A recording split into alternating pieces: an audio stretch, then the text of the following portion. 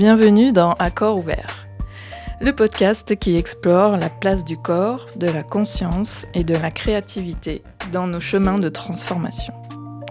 Moi, c'est Fanny. J'accompagne les personnes qui sentent qu'il y a quelque chose à reconnaître dans leur histoire familiale, dans leur corps, dans ce qu'elles n'arrivent pas encore à nommer. Je travaille sur 2 axes. En premier, le transgénérationnel, parce que ce que nos ancêtres ont traversé continue de vivre dans nos cellules. Et en deuxième temps, la peinture intuitive, parce que ce qui résiste aux mots trouve parfois son chemin dans la couleur.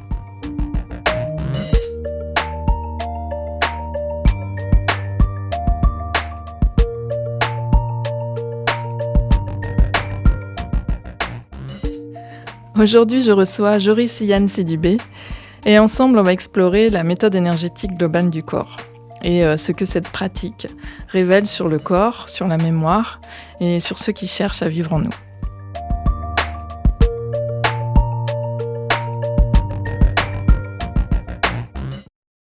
On vient tous de quelque part. Et ce quelque part a une influence sur nous. Eh bien, on essaie de comprendre ce quelque part, cette cause qui crée un déséquilibre aujourd'hui. C'est simple ça, non ? Ça veut dire quoi concrètement ? La MEGC, c'est la méthode énergétique globale du corps. On travaille sur le corps et sa globalité. Quand on parle du corps et sa globalité, on parle d'abord du corps physique, ses douleurs, ses symptomatiques, ses difficultés. On parle du corps et ce qu'il rencontre, donc ses difficultés de vie, professionnelles ou affectives. On parle du psychologique, donc un déséquilibre de perception de ce qu'on perçoit, bon, pas bon, qui nous bloque, qui crée des résistances et qui ont un impact sur le corps physique. Et cette globalité aussi comprend ce qu'il y a avant le psychologique, donc tout l'effet transgénérationnel. Et c'est ça le socle de notre méthode, c'est qu'on comprend nos racines, toutes les histoires familiales transgénérationnelles, de 1, 2, 3 générations, ça veut dire des guerres qui se sont passées, des non-dits, des traumatismes chez les arrière-grands-parents qui ont impacté les générations qui suivent et qui nous impactent encore aujourd'hui. Donc, la méthode énergétique globale du corps, on l'appelle énergétique parce qu'on comprend le corps physique, déjà dans un premier temps, grâce à des déséquilibres énergétiques. Alors on n'est pas dans du ressenti. On est dans essayer de voir dans le corps un déséquilibre énergétique. Ça veut dire quoi ? C'est-à-dire que quand il y a un déséquilibre dans notre histoire familiale, chez papa, chez maman, parce qu'ils n'ont peut-être pas eu un des 2 parents, ils essaient d'éduquer ces enfants de la meilleure des manières. Mais avec un déséquilibre d'origine. Mais on parle d'un déséquilibre éducationnel, tout simplement. Mais ce déséquilibre éducationnel va créer dans son environnement énergétique un déséquilibre. Et ce déséquilibre, notre mental, va essayer de se défendre de ce déséquilibre et de s'adapter. En fait, quand on a un manque, on essaie de compenser un manque. On appelle ça des compensations. On a un manque de papa, notre mental va essayer de compenser ce manque en essayant d'aller peut-être à l'opposé ou d'être très fidèle à cette absence pour essayer de la corriger. Là déjà, ça se crée dans notre psyché, la psyché. Un déséquilibre psychique, des résistances, des envies, des besoins qui va essayer de tracer notre vie. Et progressivement, à force de résistance, de difficultés, c'est comme si le corps, il cumule des informations et il va à traduire ces informations dans le corps physique. Donc, si je fais la marche arrière, le corps physique, par ses décalages, par ses douleurs ou ce qui se passe dans sa vie, nous donne déjà une information sur un déséquilibre psychologique. Et nous donne du coup des informations sur un déséquilibre transgénérationnel. Et transgénérationnel, c'est là où on parle d'énergétique. Certains vont passer par d'autres raisonnements, nous on va passer par l'énergétique, parce que l'énergétique va nous permettre d'avoir des informations pour bien comprendre l'individu en face. Mais que si nous-mêmes, on arrive à être bien apaisé de notre histoire, on aura accès à certaines informations chez l'autre. Un apaisement sur nos résistances nous permet d'accompagner mieux l'autre, tu vois ? Il y a deux choses là-dedans. Effectivement, il y a l'optique de l'accompagnant et il y a la personne qui se fait accompagner. Si on reste sur la personne qui se fait accompagner, donc concrètement, là on a vu un petit peu la globalité, ce que c'est que cette méthode, comment elle travaille, ce qu'elle vient observer. Maintenant concrètement, par exemple dans une séance, qu'est-ce qui peut se passer dans une séance MEGC et comment on travaille avec la personne ? T'es cycle 2, Fanny, attends quand même. Non, concrètement, quand une personne vient, elle vient souvent avec une problématique. Une problématique soit de santé, soit une symptomatique, des douleurs, ou une problématique de vie, professionnelle ou affective, tu vois. Je n'arrive pas à trouver ma place, quel que soit le domaine. Donc, une personne vient naturellement au cabinet parce qu'elle veut travailler sur quelque chose. Ou alors, une personne vient parce qu'elle est intéressée, c'est encore autre chose. Mais dans tous les cas, on doit toujours travailler sur nous. Donc, quand elle vient avec une problématique, nous, on ne veut pas aller résoudre la problématique. Tu vois. Donc, quand la personne vient, on essaie de comprendre sa carte d'identité déjà dans un premier temps. Qui est cette personne qui vient en face de nous, tu vois ? Et ça passe par le corps. Hein. La porte d'entrée, c'est le corps. Hein, corps physique, ouais.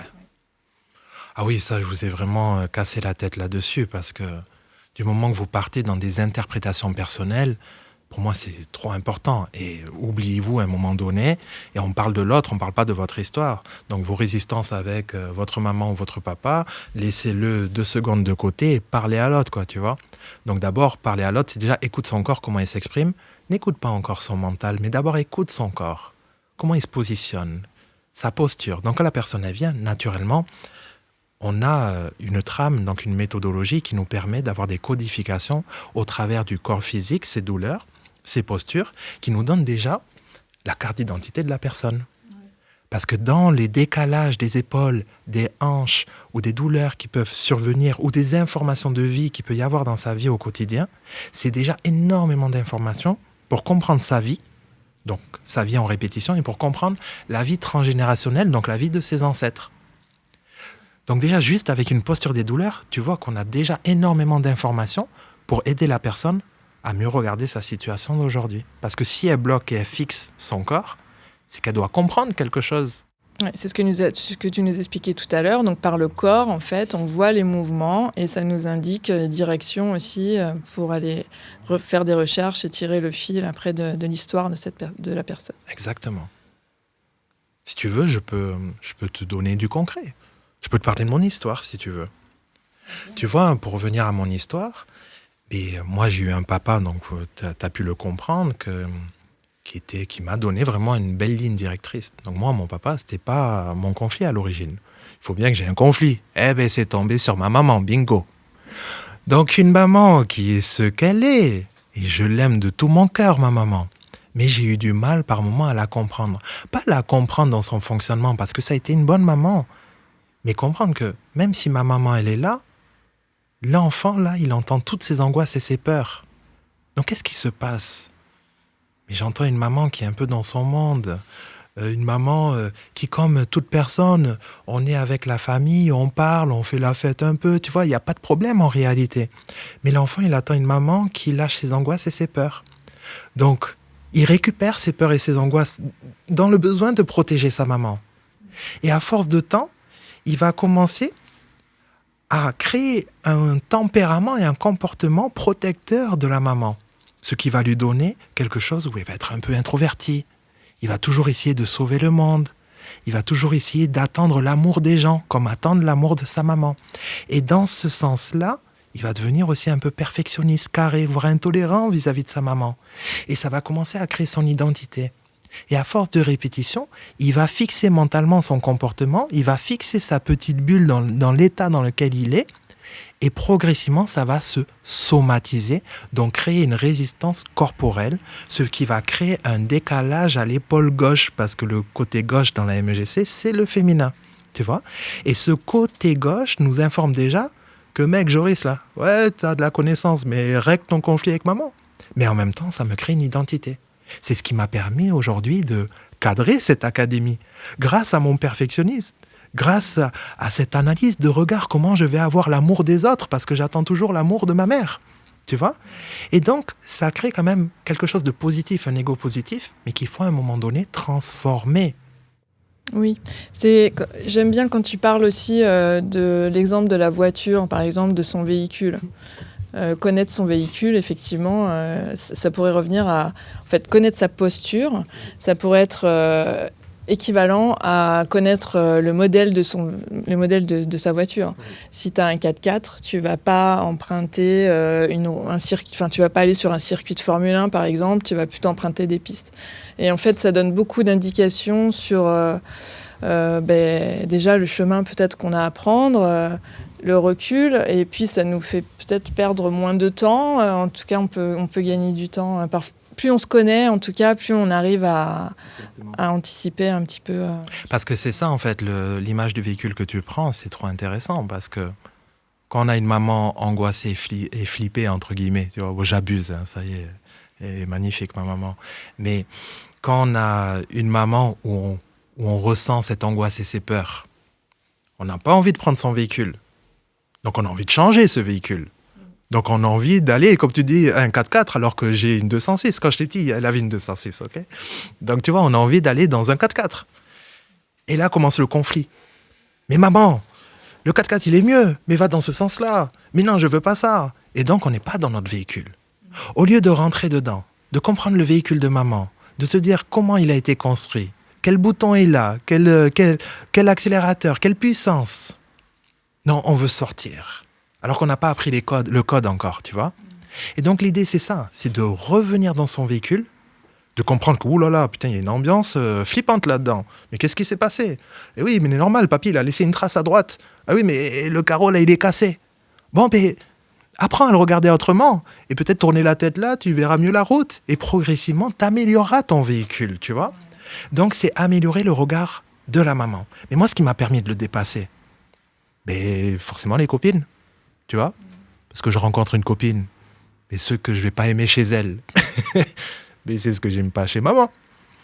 Et à force de répétition, je m'agace, donc je quitte la copine. Après, je vais voir plein de filles, mais je m'agace. Mais c'est quoi ça? Il n'y a pas de sens. Alors je reviens avec une copine, tu vois. Bon, j'ai pas eu des milliers de copines, hein, d'accord. Mais c'est pour dire que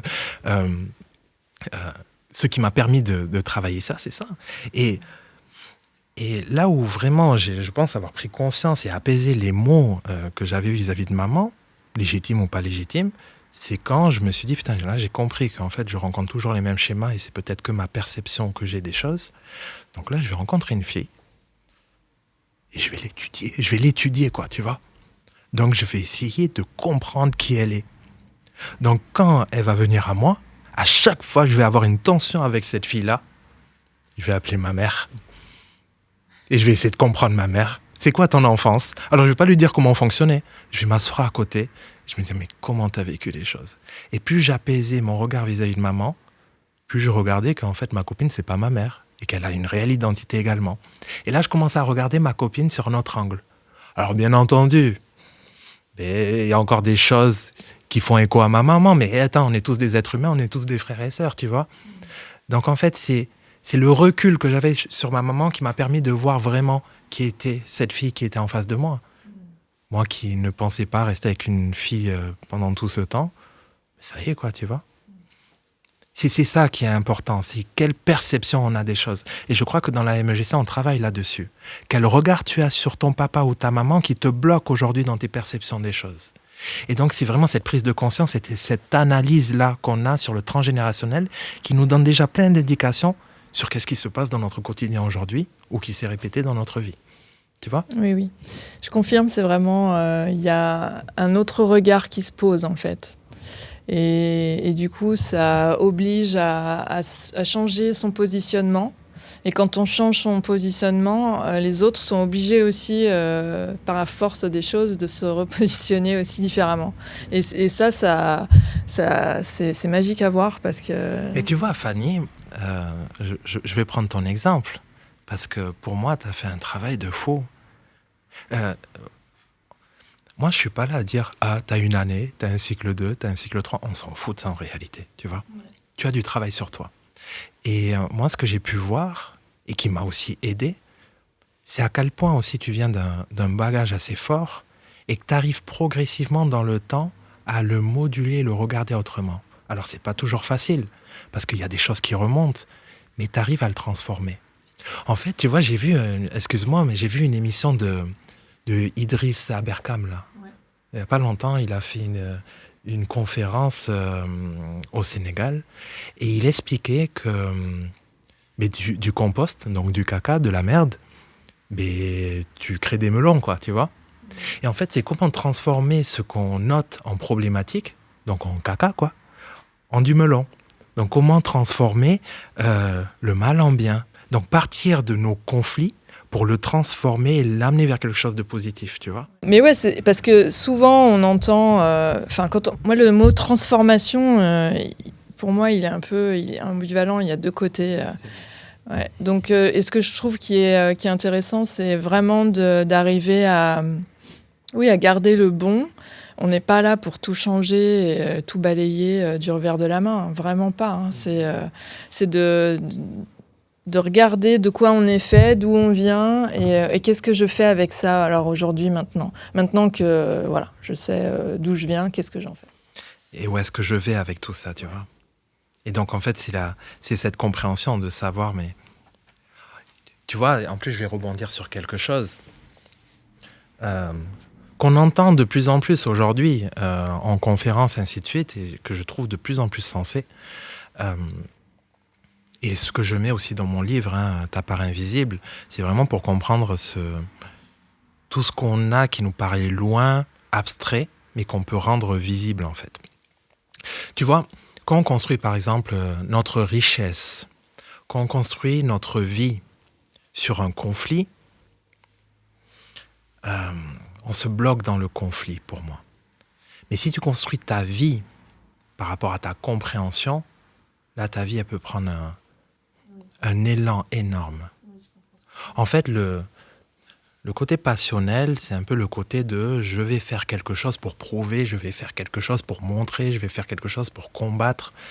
Et souvent, il y a une limitation à ça. On arrive vite à son 100%. Et quand on arrive à son 100%, c'est bien parce que ça nous dit « reviens à la base ».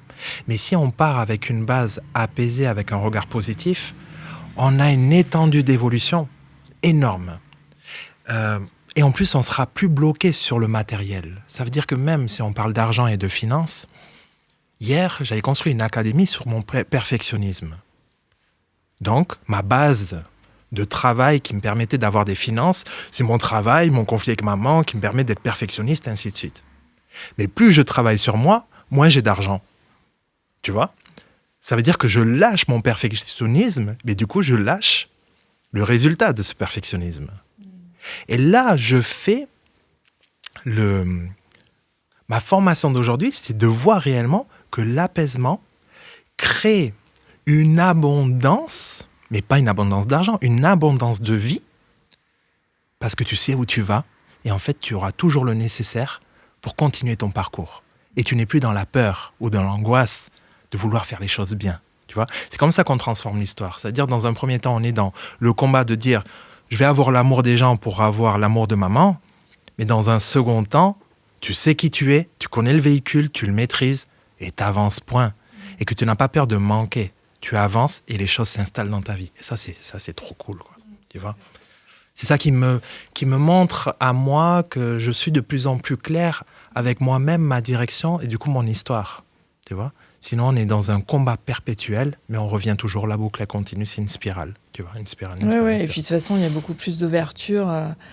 Tu vois, c'est observation, tu as dit ? Que tu es dans l'observation, c'est observation, ça, beaucoup. Ouais. Moi, je sens l'expérimentation, en fait. Et en plus, je pense vraiment que c'est ma façon d'apprendre. J'ai besoin de l'expérimentation, c'est de faire, même si, tu vois, c'est pas bien fait, je me plante, tu vois, mais bon, j'apprends. Quoi. En fait, c'est comme ça, j'apprends. Ouais, mais tu vois, tu es mon opposé fonctionnel. Et c'est trop stylé. Parce que j'ai à apprendre de toi dans l'action, et tu as à apprendre de moi dans l'inaction. Parce que moi, j'ai une telle difficulté à actionner. Je suis tellement bien derrière mon ordi, tu vois. Et c'est comme ça que j'apprends. Alors que toi, quand tu vas dans l'action, même si c'est dur et que tu doutes, C'est là que tu apprends vraiment, tu Ouais, vois. c'est clair. Alors que moi, c'est dans l'analyse. Ça veut dire qu'on a deux histoires différentes, mais qui peuvent aussi trouver un point Oui, commun, parce tu que vois. dans les deux, je pense que c'est cette ouverture-là qui fait que c'est quand même pas fermé, tu vois. Et on n'est pas dans le conflit quand on est dans ce truc-là, en fait. Oui. C'est comme deux frères et sœurs qui prennent un chemin différent, avec des perceptions différentes de leurs parents.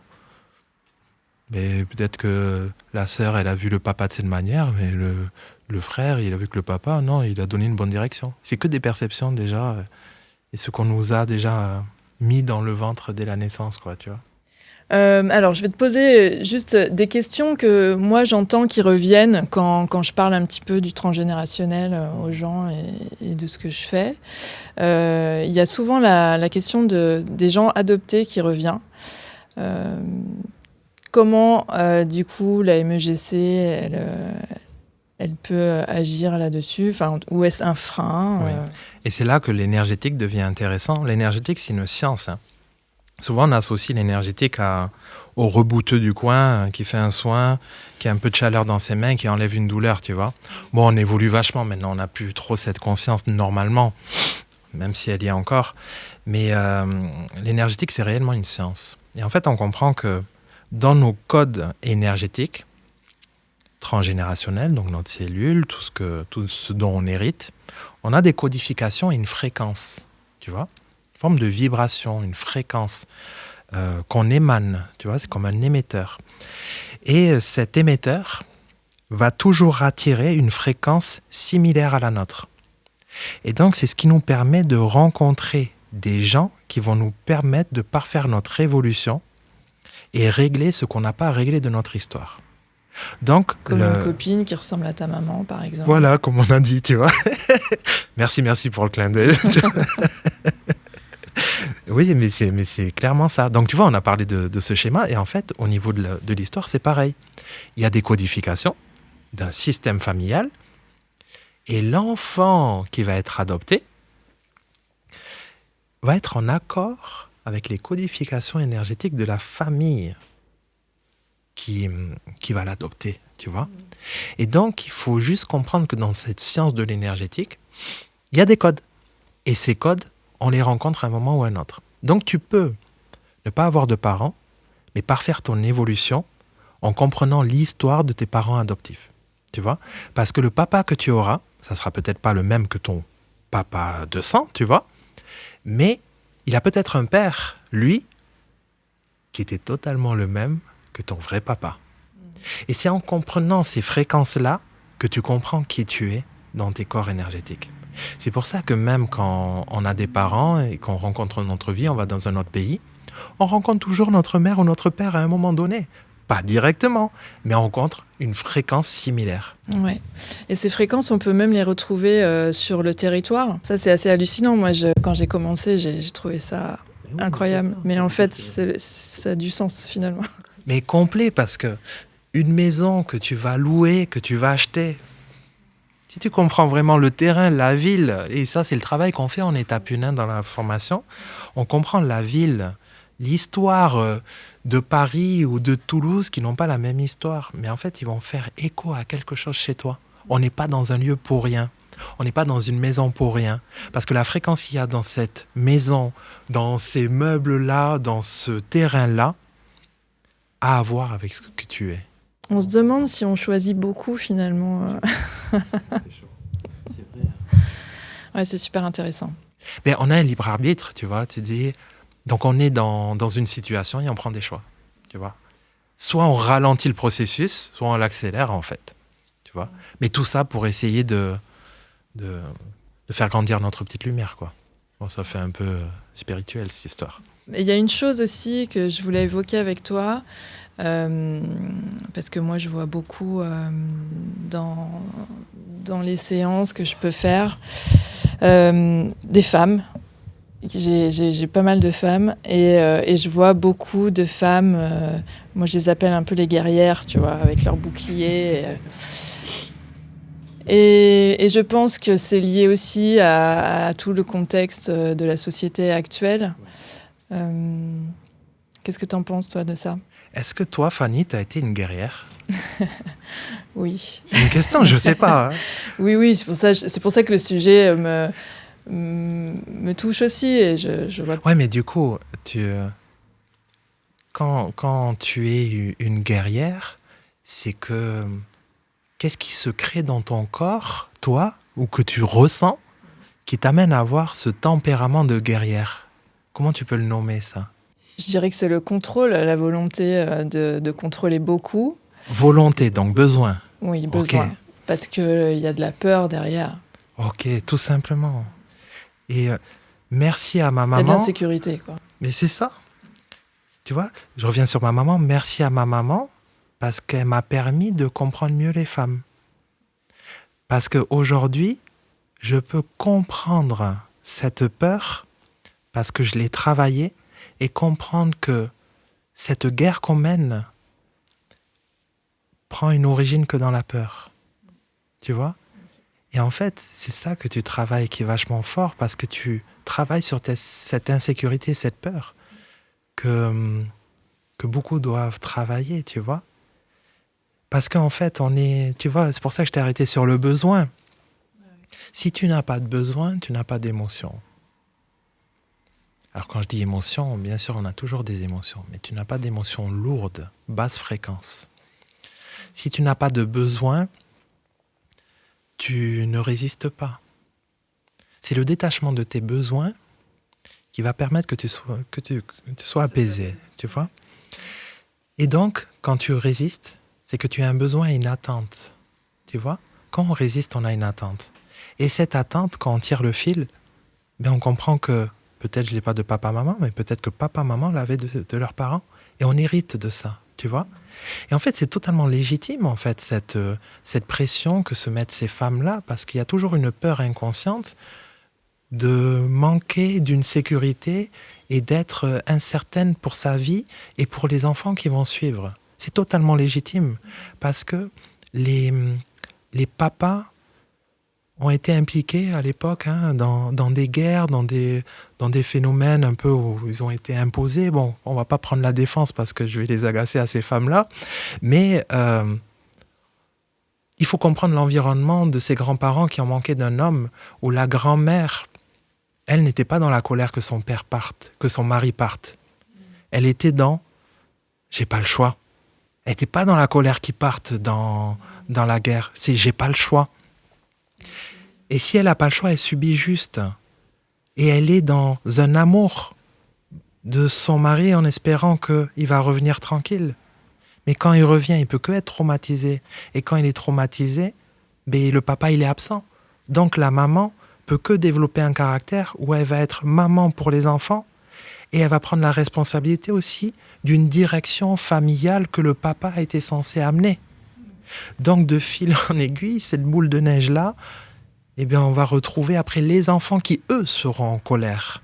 Parce qu'ils ont une maman qui essaie de se démerder et qui ne leur donne pas les câlins nécessaires, et un papa qui n'est pas là. Ils vont dire « je ne suis pas d'accord parce que mon papa n'était pas là ». Mais en fait, ils ne sont pas d'accord par rapport à leur papa, ils ne sont pas d'accord avec cette société, avec cette vie. Donc en fait, on a peur de la vie au final. Et la suite et la résultante logique, c'est tous ces enfants qui vont garder ces codifications, qui vont résister dans une peur inconsciente qui se lègue de génération en génération, de la peur de manquer d'un homme, donc de sécurité. Et c'est là où je reviens à la base de l'homme et de la femme, que j'avais aussi parlé à Yann, ton homme, dans son podcast. C'était vachement chouette en plus cette histoire-là. Mais c'est là où on voit que la femme, elle porte un enfant, l'homme ne porte pas un enfant. La femme a un système et un fonctionnement, une sensibilité féminine que le papa n'a pas. Donc la femme a déjà un caractère différent de l'homme, comme l'homme a un caractère différent de la femme. L'égalité est nécessaire, mais le combat ne l'est pas. L'égalité, la justesse, oui, c'est nécessaire et c'est important. Et merci à ces femmes-là qui ont combattu pour ça. Mais ça y est maintenant, arrêtez de combattre. Revenez à qui vous êtes en tant que femme et qui vous êtes en tant qu'homme. Et si on est en couple pour aider l'homme à être plus homme et la femme à être plus femme. Quand je parle d'homme et de femme, je parle de polarité, une énergie masculine et une énergie féminine. Et la problématique, c'est ce déséquilibre entre ces deux polarités qui font qu'il y a une peur constante qui divise parce qu'on n'accepte plus maintenant que l'homme reprenne une place parce qu'on a peur de la répétition transgénérationnelle. Et en plus, quand on a peur de la répétition transgénérationnelle, on l'attire, cette peur-là. Donc quand on a peur, on attire l'homme qui va continuer de casser, je dis pas le mot, les cacahuètes en face de nous. Parce qu'il va être absent mentalement, parce qu'en fait, on a trop de peur. Tu vois ?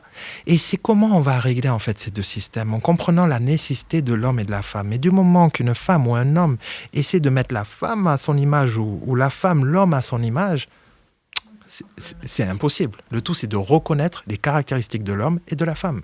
Et si on est si on est plus attiré par l'homosexualité, une femme avec une femme, un homme par un homme. Mais pareil, dans un couple, pour avoir un enfant par la suite, il faut un équilibre de ces deux polarités qui donne une direction, qui donne l'intériorité. Parce que quand on fait les deux, on est à 50% et on n'est pas plein dans ce que nous sommes. Elle est là la difficulté, tu vois. Et dans un couple homme-femme, on peut retrouver aussi la femme avec un caractère bien d'homme, pourquoi pas, et d'homme bien femme. Mais comment on va trouver ça ? En fait, l'enfant, il va retrouver toujours un papa. C'est mon papa, mais en fait, il n'est pas papa, il est trop à la maison. Mais c'est pas ça que j'attends de papa. Et là, ça commence à créer un conflit, alors que le papa, il est bien. Il essaie de faire son nécessaire, tu vois. Il essaie d'être un papa aimant, de corriger aussi sa propre histoire. Et la maman est toujours au travail, mais elle gère, elle fait rentrer de l'argent et tout. Mais c'est pas que ça que j'attends de maman. Et ça rend une culpabilité encore plus forte, parce que maman, elle est là, papa, il est là, mais c'est pas comme ça que je les attends. Et là, tu vois des enfants qui partent en cacahuète et qui n'arrivent même pas à expliquer ça parce que tout va bien, mais dans leur ventre, rien ne va. Parce que les rôles ont été changés et déplacés. Et en fait, on peut être ce que nous sommes, mais on ne sait pas l'expliquer à nos enfants, quoi, tu vois. Et c'est ça c'est ça que moi, en tout cas, je travaille beaucoup dans la sphère affective, d'essayer de comprendre nos positionnements. Et c'est ce que je travaille également en couple, moi, personnellement. D'essayer de se demander, voilà, qui tu es en tant qu'homme et ta femme, quoi. Alors, j'ai appris beaucoup de patience et de tolérance parce que, bien entendu, ma chérie est dans l'insécurité, une grosse insécurité, mais qui est féminine, beaucoup de peur. Mais j'ai appris à les aimer, ces peurs. Parce que, en fait, derrière le négatif, donc le problème, il y a du positif aussi. Mais c'est comment on va regarder les choses. Si je vois les peurs maintenant de ma chérie et que je les prends personnellement, je perds ma direction. C'est toujours un jeu de tolérance, en fait. Ouais. Et puis, c'est vrai que moi, je pense à ma fille là aussi, parce que je pense que les gens aussi, quand on parle transgénérationnel, ils sont souvent inquiétés, tu sais, par ce qu'ils peuvent transmettre à leurs enfants aussi, parce que c'est la continuité après. Hein. Et cette transmission, elle peut être... faut quand même être positif, parce qu'il y a aussi ce truc lourd souvent qu'il y a dans le transgénérationnel, qu'on va transmettre des trucs hyper lourds à nos enfants et que on peut toujours transformer ce truc-là. Et par le dialogue, par l'explication, moi je pense fort à ma fille, hein, parce que on va être dans le personnel, tant pis, mais comme tu le disais, moi j'ai pu être cette femme-là à vouloir tout gérer et être beaucoup dans le contrôle. Aujourd'hui, j'ai un regard différent et je vois aussi la différence. Aujourd'hui, je peux en parler à ma fille de ce fonctionnement que j'ai eu et que je lui ai expliqué aussi comment je l'avais hérité. Voilà, on a parlé de toute la famille, des grands-mères, des arrière-grands-mères, et c'est super.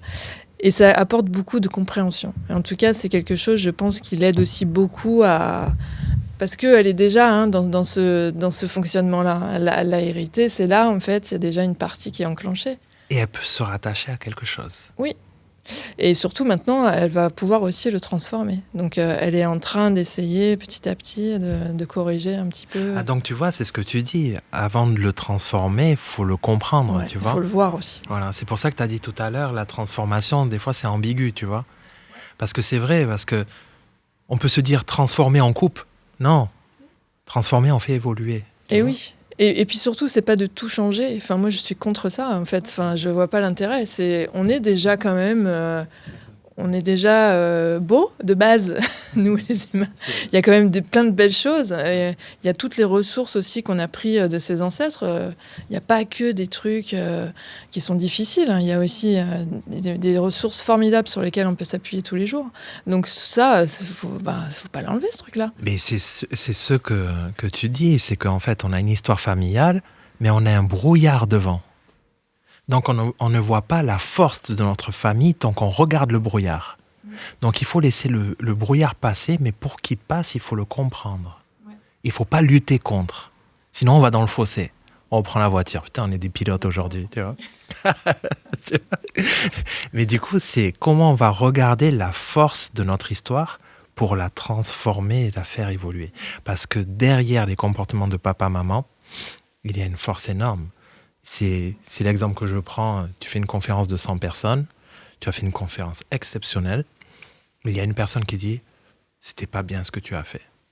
Mais tu vas t'arrêter sur lui. Alors que les 99 autres personnes, ils voient ça positivement. Donc, ta famille peut être positive à 99%, mais toi, tu la vois négative à 1% et tu penses que c'est les 100%. Alors que si tu pousses l'idée, tu vas avoir une force là-dedans qui va te permettre de déplacer des montagnes, quoi, tu vois. Ah ouais, parce que ça, c'est vraiment des piliers qui ne bougent pas, quoi. Bouge pas. Pour moi, c'est cette essence qui construit tout un projet périn et transmissible. C'est comme ça qu'on dit ? Ouais, excuse-moi les termes. Je t'ai dit, je suis pas allé à l'école, moi. pour notre famille, notre descendance, tu vois. Non, on est vrai. C'est ce que t'attendais un peu, tu vois. Bah oui. Mais oui, c'est important. On tu sait vois, pas c'est faire important. autrement. Ah, de toute façon, qu'est-ce que tu veux faire ? On peut peut-être parler rapidement sur l'académie et l'aspect formateur, parce que ça, c'est encore un autre volet. Alors, moi, je veux bien juste dire une chose, parce que pour être en ce moment en formation, il y a quelque chose que je trouve vraiment super et balèze. Je parle de toi parce que c'est toi que je connais et c'est toi que j'ai en formation. Mais tu arrives à vraiment considérer nous en tant qu'individus. Et en même temps, tu as le groupe. Donc c'est comme si toi, je sais pas comment tu arrives à faire ça, mais c'est quand même assez balèze. Tu as toujours cette notion-là. Tu nous donnes des outils, de la connaissance, mais en ne jamais perdant de vue nous individuellement et en même temps ce groupe qu'on forme et qui est important aussi. Et moi, je me sens hyper en sécurité pour le coup et dans un cadre vraiment à pouvoir, tu vois, comprendre et engranger de la connaissance, quoi, en fait. Et ça, je pense que c'est pas rien et c'est important. Oui. Mais merci déjà, parce que c'est du travail, mais après, j'ai envie de dire, c'est naturel à toute personne qui a travaillé sur lui. Et je pense que je suis arrivé à un moment où je suis réellement en paix avec mon père et ma mère, en fait. Ça va pas plus loin que ça. Et que je suis à 100% dans mon histoire et que j'aime mon histoire, mon corps et ce qui s'ensuit par la suite et ce que je vais créer. Et donc, en fait, quand je suis en formation, je suis conscient que la chance que j'ai pu avoir d'avoir une éducation de cette manière-là, les personnes qui sont là n'ont pas forcément cette chance-là. Et donc, mon moteur, c'est d'essayer d'avoir les meilleurs mots, plus de justesse pour essayer de comprendre qui est en face et de pouvoir alterner entre une forme de fermeté, qui n'est pas de la dureté, et de douceur aussi, d'honnêteté, de clarté. Et en fait, c'est ça qui peut par moments un peu bousculer parce que j'essaie d'aller droit dans le but quelque part, mais en essayant d'être doux. Et quand tu as un groupe de 8-10 personnes en face de toi, tu sais que le mot que tu poses pour une personne, ça va impacter la fille qui est un peu plus silencieuse à côté, à droite. Et donc, par moment, volontairement, tu parles à une personne, mais tu sais très bien que tu parles à cette personne pour celle d'à côté. Et c'est là où un groupe, il est vraiment connecté parce que ils sont tous là pour une raison. Et d'ailleurs, votre groupe, il est super intéressant parce que vous avez des mêmes codifications et vous n'êtes pas rencontrés pour rien, quoi, tu vois. Et ça fait évoluer. Et j'aime bien ce jeu-là et c'est pour ça que j'adore former parce que, en fait, l'accompagnement, c'est dans la connaissance, mais surtout dans les échanges, tu vois. Et vous me faites évoluer aussi dans mes mots et comment je vais réussir à être de plus en plus fin pour trouver le mot juste pour l'autre sans bousculer son entendement, tu vois, sans bousculer sa réalité. Alors ça a été dur parce que il y a des désaccords et des fois quand on touche des résistances, on n'a pas envie d'y aller. Donc c'est de plus en plus en fait de tolérance et j'espère que chacun peut l'appréhender de cette manière-là. Mais je dis tout le temps et je vous le répète, si vous vous sentez pas bien, mais sortez de la formation. Je suis pas là pour vous prendre votre argent. On est là pour avancer ensemble. C'est pour ça que l'académie aujourd'hui, c'est pas un monument parce qu'on est vraiment dans l'individualité de chacun en essayant de prendre en considération l'histoire de chacun, tu vois. Et ouais, c'est une force ce que tu dis parce que ça m'amène et me motive encore à pouvoir partager cette connaissance. Si moi je l'ai eu, il faut le partager. Si on a eu quelque chose, maintenant il faut le partager. Tu vois, la connaissance, ça divise pas en fait, ça se multiplie. Mais le matériel, ça divise, tu vois. Matériel, ça divise. Donc une connaissance et une croyance, on divise. Mais la connaissance, tu évolues. Tu évolues dans la connaissance de l'autre, dans l'évolution. Et c'est cette souplesse que j'essaie de mettre entre clarté, honnêteté, fermeté, parce que l'air de rien, il ne faut pas aussi faire n'importe quoi quand on rentre dans une méthode comme la nôtre, parce qu'on réveille beaucoup de choses chez l'autre. Donc quand on rentre là-dessus, elle est là la grande difficulté, c'est que ça nous oblige vraiment à aller à l'intérieur de ce que nous sommes. Et qu'en fait, moi, quelque part, je m'en fous un peu du travail que vous allez faire en cabinet. Moi, ce qui m'importe dans un premier temps, c'est vous. Est-ce que vous êtes en paix? Est-ce que vous êtes dans votre direction? Et si l'académie vous met en dissonance, sortez de l'académie, allez dans quelque chose qui vous correspond plus. Donc en fait, je fais un bilan de compétences continu en disant, bon, est-ce que c'est encore votre chemin? Et j'ai toujours un regard précis sur vous en essayant de se dire, est-ce qu'il est toujours à la bonne place? Est-ce qu'on peut continuer d'avancer? Mais en essayant de ne pas créer de dépendance, parce que la connaissance, ça crée de la dépendance. J'espère que chaque personne qui rentre dans cette académie peut en ressortir avec une meilleure compréhension d'eux-mêmes et une autonomie de vie avec la compréhension de leur histoire, tu vois. Ouais, moi c'est en tout cas une des choses qui m'a vraiment appelée, parce que moi je suis quelqu'un d'autonome. Oui, mais c'est trop de presque trop Exactement. autonome. Mais ça me plaît en fait. Ça me plaît de rendre cette autonomie-là aussi aux gens. Parce que c'est ça la vraie richesse en fait. C'est pas de dépendre de quelqu'un ou d'une méthode, effectivement, ou d'un enseignement. Mais tu vois comment c'est subtil parce que, par exemple, pour toi, on a travaillé sur... en fait, je t'ai pas mis dans un groupe directement, la synchronicité des groupes, ainsi de suite, fait que tu as attendu longtemps pour rentrer dans une formation qui amenait plus d'outils. Mais du moment que je voyais que cet outil était un besoin pour toi, je voulais pas te faire rentrer dans cette formation. Donc, je vais pas prendre de la thune ou quoi que ce soit pour ton besoin. Non, lâche ton besoin, tu rentreras dedans. Parce que tout ce qui est extérieur à toi, ça va te perdre. Tu vois? Donc en fait, c'est là où, quand j'ai vu que tu as switché, j'ai fait ça y est. En plus, c'est un groupe qui s'est installé. Et ça y est, tu y vas. Ça s'est fait tout seul, en fait. Et là, tu as un discernement dans tes accompagnements. C'est trop stylé parce que tu n'es pas dépendant d'un outil qu'on utilise comme le test réflexe ou une baguette pour comprendre les corps énergétiques qu'il y a autour de notre corps. Tu es vraiment toi et en fait, ces outils viennent juste en précision de ton discernement et de ta compréhension personnelle. C'est ça qui importe, le travail individuel pour mieux accompagner l'autre. Sinon, tu peux enlever une douleur, pourquoi pas, mais tu ne peux pas l'accompagner. Donc en fait, tu crées une dépendance de la personne dans ton cabinet. À chaque fois qu'il aura une douleur, il reviendra te voir pour enlever cette douleur. C'est une dépendance. Et le but, c'est de ne pas créer des dépendances chez l'autre. Et si je vois que vous êtes dans des besoins, vous allez créer une dépendance chez l'autre, donc je vais vous piquer jusqu'à temps que vous apaisez votre histoire. Ça, c'est bien clair. Tu vois? Là, Non, je suis un peu chiant là-dessus, mais c'est important pour moi, surtout non, mais c'est quand on a bien, un cabinet, quoi. ça finit par bien rentrer à force. Et c'est très important, t'as raison. Le besoin, si tu es en cabinet pour régler tes crédits, tu te retrouves dans la caca, tu seras dépendant de la douleur des gens. T'imagines? Tu veux régler ton crédit parce que tu es à moins 1000, ok, pourquoi pas? Il me faut des gens, il faut que les gens soient malades. Mais attends, c'est complètement dingue. Parce que Alors, quand les gens seront malades, tu vois... Ça, il faut que tu le formules autrement, que tu le précises, parce que c'est important. Non, mais en plus, ça, c'est vraiment un point essentiel. C'est que, en fait, tu nous prépares vraiment à ce que tout le cursus et le processus, il est bien établi pour que ces cycles... En fait, il y a 4-5 cycles, c'est ça? Ouais, en fait, moi, je notifie 4 cycles de formation. Après, on a toujours des remises à niveau parce que la connaissance, elle ne s'arrête jamais. Tout ce qu'on comprend aujourd'hui peut être faux demain. On part de ce principe. Par contre, oui, on a un protocole bien positionné. Sur 1-2 années déjà, si on fait une première année, c'est déjà fantastique parce que c'est beaucoup de travail. Une deuxième année, ça rentre dans la précision de l'énergétique quand quelqu'un veut être vraiment en cabinet ou veut appuyer un peu toutes ces informations. Après, quand on rentre en cycle 3, cycle 4, ça demande vraiment beaucoup de discernement parce qu'on rentre vraiment dans des densités et dans des raisonnements vraiment plus poussés, quoi, tu vois. Mais l'essentiel, à mon sens, c'est vraiment déjà une très grosse première année. Tu as vu l'impact que ça a et en quoi c'est important. Et après, la suite, c'est chacun ce qui veut pousser, tu vois.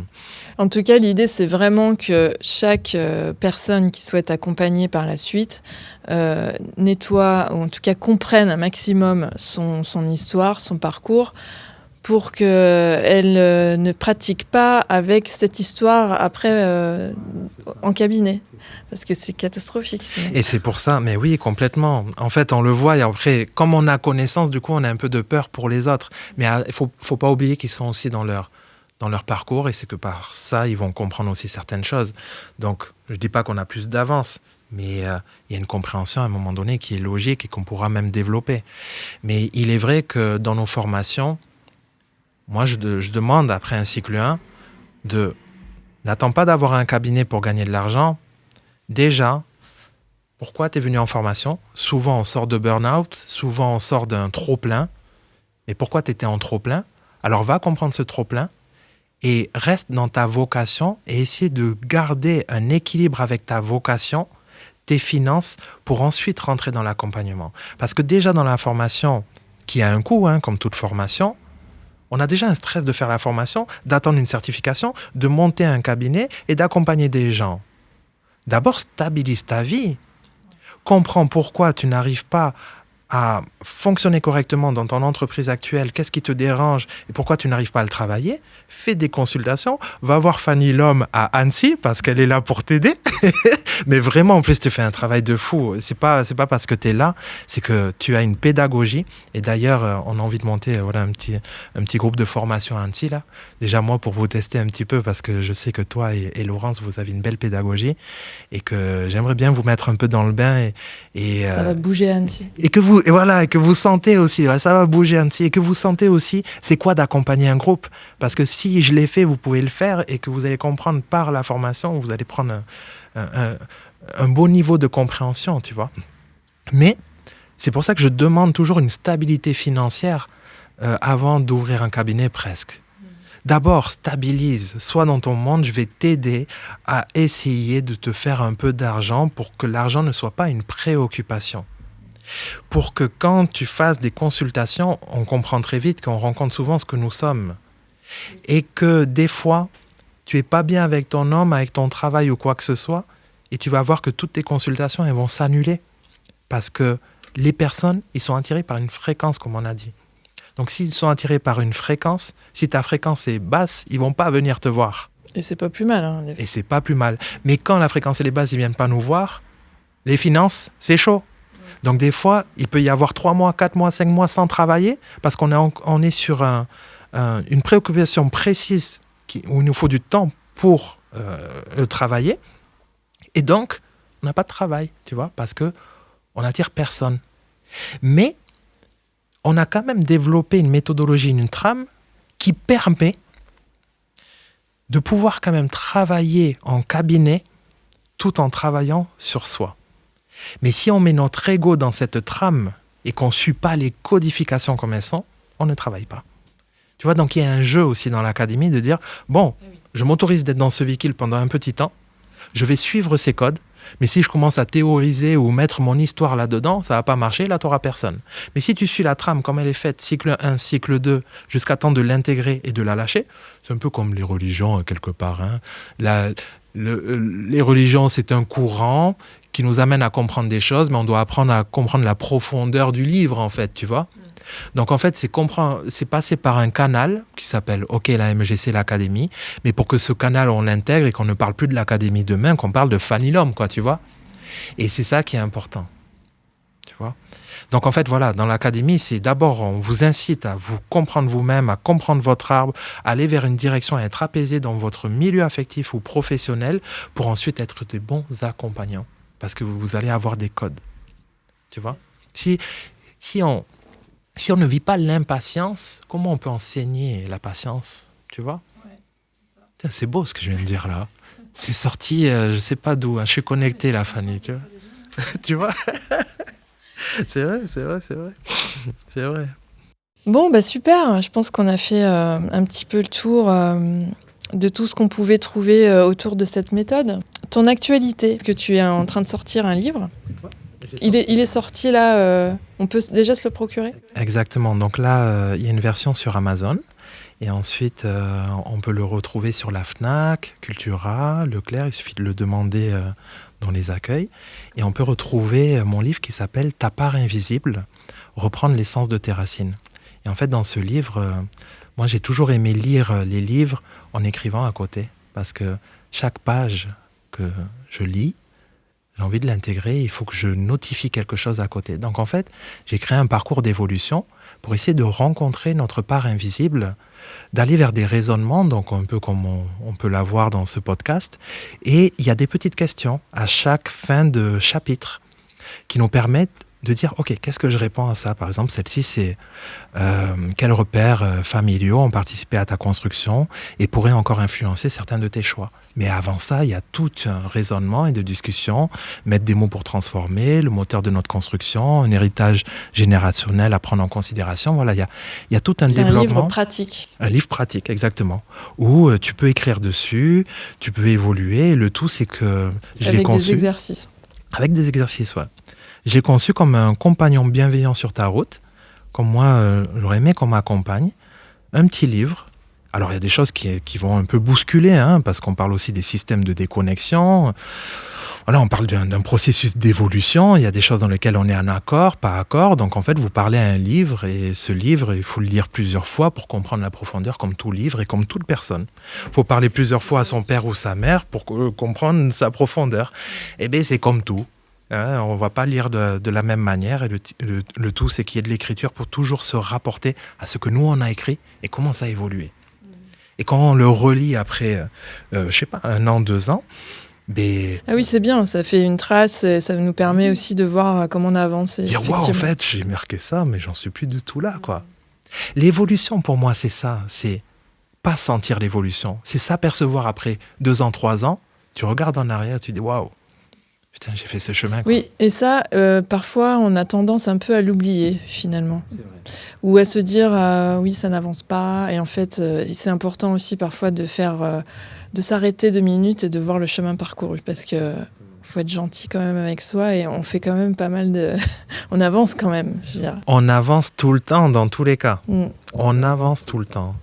Ok, ben j'ai hâte de le découvrir parce que là, il est vraiment fraîchement sorti, donc moi, je compte bien. Mais tu sais quoi ? T'es la première à l'annoncer, en fait. Je l'ai même pas annoncé moi-même. Bah oui, mais il vient d'arriver sur la table, là, ouais, c'est mais ça ? Je suis trop content. Aujourd'hui, il est arrivé sur la table. Au même titre que mon micro, là. Je fais pas de la pub pour le micro. Hein. Bah, c'est cool, c'est une nouvelle aventure. Et c'est toi qui l'annonce, ça, tu vois, je m'en rappellerai. Ah, c'est avec trop cool. Plaisir. C'est trop cool. C'est trop cool.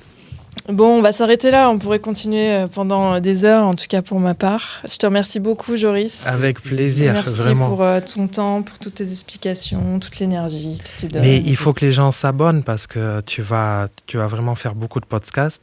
J'ai apprécié les podcasts que tu as fait avant. D'ailleurs, allez les écouter. J'aime beaucoup la voix de Fanny. Je l'écoute quand je vais jusqu'à Valencia dans ma voiture. Franchement, c'est vraiment cool. Alors, suivez-la, donnez-lui de la force. C'est vraiment important. Elle fait un gros travail sur elle. Et en l'écoutant, vous allez faire un travail sur vous, j'en suis sûr, quoi. Merci beaucoup, Joris. T'as vu, t'as kiffé ou pas? Ah ouais, grave. Là, merci. C'est magnifique. Tu parles bien mieux que moi. C'est magique. Trop cool. Merci.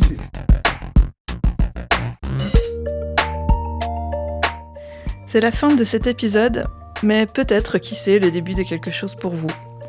Si cet entretien a résonné aujourd'hui, une image, une sensation, une question qui remonte, accueillez-la. C'est souvent là que commence le vrai travail. Et si vous sentez que c'est le moment d'aller plus loin, que ce soit explorer votre histoire familiale ou laisser parler quelque chose par la couleur, je vous invite à me retrouver sur mes réseaux ou à me contacter directement via mon mail. Les liens seront en description. Et je vous dis à très bientôt pour un prochain épisode à corps ouvert.